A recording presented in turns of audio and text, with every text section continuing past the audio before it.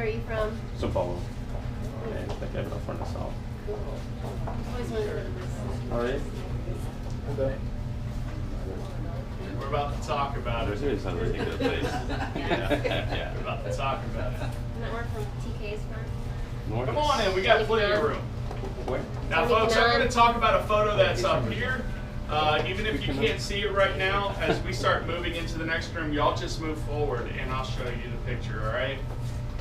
Now, y'all can take all the pictures you want. Come on in, guys. You're good, go ahead. Are you sure? Oh yeah, we can hear you just You fine. can only see the side of my face over there. That's your Guys, side. it's my good side though, all right? Guys, this photo right here is sitting in the place of Mr. Nathan Nearest Green's photo. The reason why is because that was a very long time ago and we actually don't have a picture of him. The closest thing that we can get to Mr. Green is this man sitting dead center of the photo. This guy is George Green. This is Nathan Nearest Green's son. His father was a master distiller. George, he was actually charcoal production on the property. All right, now you need to understand something about this photo. This is Jack, the owner and the founder of the distillery, and this is George. Time period and culture in which the photo was taken, this was unacceptable. But Jack did not care. He was 6 when he moved onto the Call property, and these two men grew up like brothers. As a matter of fact, moving through town, you rarely saw them apart, all right? There's a reason he's sitting on the right-hand side of Jack. Now, understand this about the photo as well. Jack's the only one standing up in the entire photo ever. That is Jack's foot right there.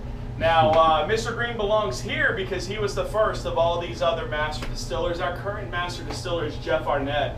His job is quality control. A matter of fact, he has got to taste that whiskey along with 21 other master tasters to determine whether or not it's ready for the bottle.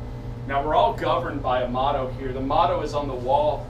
It says every day we make it, we'll make it the best we can. That means we feel like we have the best environment to make your whiskey. We're using the best water. We buy the best grain in the world, but our most important commodity to Jack is not all this other stuff, it's our employees, all right? We're a generational distillery here. That means because your great-grandparents used to work here, you can work here.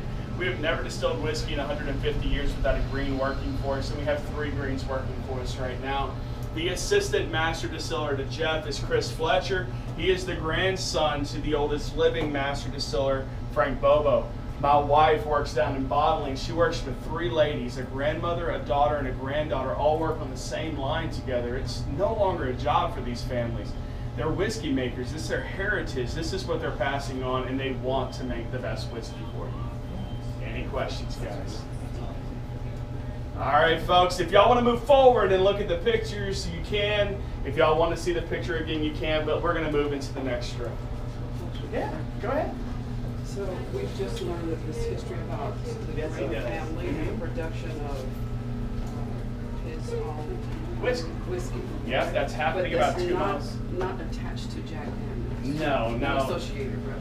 No, Fawn Weaver out of Los Angeles, actually, she came down here, heard the story, and we've been telling the story, and the family has always worked for us, and it's just expanding. She's putting in her money, and I think she's being helped, but they're opening up, they bought the Call property down there, they're opening up a museum, they're reestablishing the still down there, they have their license to make the Uncle Nearest whiskey, and I think they're coming out, if not already. I think it's clear they might be making right now because it's too short of a time to make a mature whiskey. So hopefully they're not buying somebody else's whiskey because I want them to make their own. Jack is actually coming in behind them and helping them establish the still.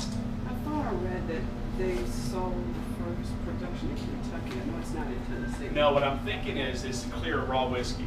Yeah, so they might be mellowing it, so it's not technically moonshine at that point, but I think it's called silver. Their Uncle Nearest silver whiskey, which I'm looking forward to tasting. Yeah. I mean, look, there is no, and that's, if you read her articles, and I actually love the way she's phrasing stuff because she's been doing a lot of historical researches here in the community, and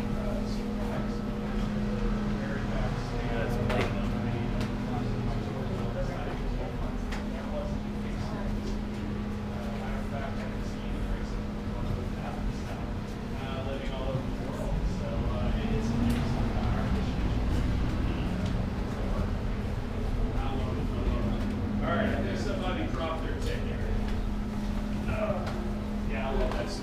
Somebody dropped their ticket.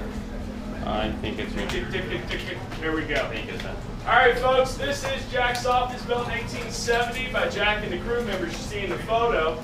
Now, the man we're here for is the man right there over the mantle. And guess what? His name wasn't Jack. His real name was Jasper Newton Daniel. He picked up the nickname Jack when he was just a small child learning how to make whiskey in the middle of the woods, and it just stuck with him. Jack never got married, never had kids, and he passed away at 61 years old. Now, when he passed away, since he didn't have any children, he gave the distillery to his nephew, Lem. Lem Motlow was the bookkeeper for his uncle, and he worked with him in this office. That's the original desk and chair where Lem and Jack would sit and do their paperwork. This is the original stove, and this is the original safe. Kept all the money, the recipes, and all the love letters in here. All the important stuff, you know. Now, when Lem got the distillery, he couldn't make any whiskey. For the state of Tennessee, Prohibition hit in 1909, and it did not let up until 1938. Guys, instead of making whiskey, he opened up the hardware store on the square. That's our gift shop now. He also had the largest auction barn in southern Tennessee and in northern Alabama. In the 1930s, he joined the state senate and helped to draft the bill that brought us out of Prohibition. He had a reason for it. He wanted us to turn his stills back on. He did. 1938, he turns them on. 1947, he passes away. Now, when he passes away, he had children, so he handed it off to his kids. His sons' names are Robert, Gregor, Connor, and Hep. And the four boys, they made whiskey until 1956 when that family decided to sell. We're not privately owned anymore. They sold to Brown-Forman Corporation based out of Louisville, Kentucky. And Brown-Forman still owns us to this day. They're our parent company. In 1956, that family earned a whopping $20 million on the sale of Jack Daniels. Yeah, in today's money, that is $200 million, and you were standing in headquarters in 1956 for Jack Daniels Distillery, for no bigger than this office right here. Now, all of this happened because her Uncle Jack passed away. He got the ball rolling, and to give you a proper story, Lem was supposed to open that door in this safe every single morning. The story goes that Jack woke up early. He got to work before Lem. He tried to open the safe. He fought it. He should have been able to open it. But he spins the lock, and the moment he does, he forgets the combination. And he just stands here spinning that lock, thinking it's going to jog his memory. He never gets it open, and he gets so mad that he kicked it as hard as he could. Broke his big toe on his left foot, and that wasn't the problem. The problem was he waited 6 months to go to the doctor to find out what happened.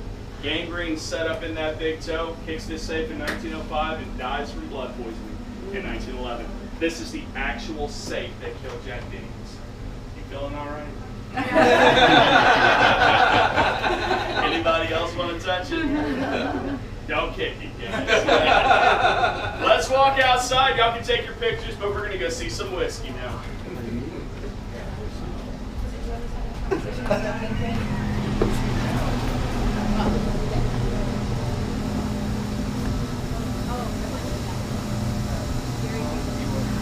Now, we're big IndyCar fans. You know what IndyCar is? Oh, yeah, sure. Racing? Uh-huh. And Tony Kanaan and Elio Castroneves are from the Oh, yeah, I know. Oh, really? Deployment team. I would set up platforms, build things, communication-wise. And so I had to deploy, and I deployed 3 times in Afghanistan. Didn't want to get shot at anymore, so I came here. Yeah. So this is a lot better. It's fun, man. On beautiful days like this, I'm walking around with cool people. You know, it's fun. It's fun being home. Excuse me. Yes. When they do the tasting to see when a barrel's ready, is there any type of analysis that's done? Like We don't run it through a alcohol computer. sugars? We don't use lifted paper for it. We have a lot. Those 21 master tasters, just to become a master taster, took 10 years of proving yourself on the property, tasting whiskey and being accurate. And those people are never vacating those positions. They're going to pass away long before they retire.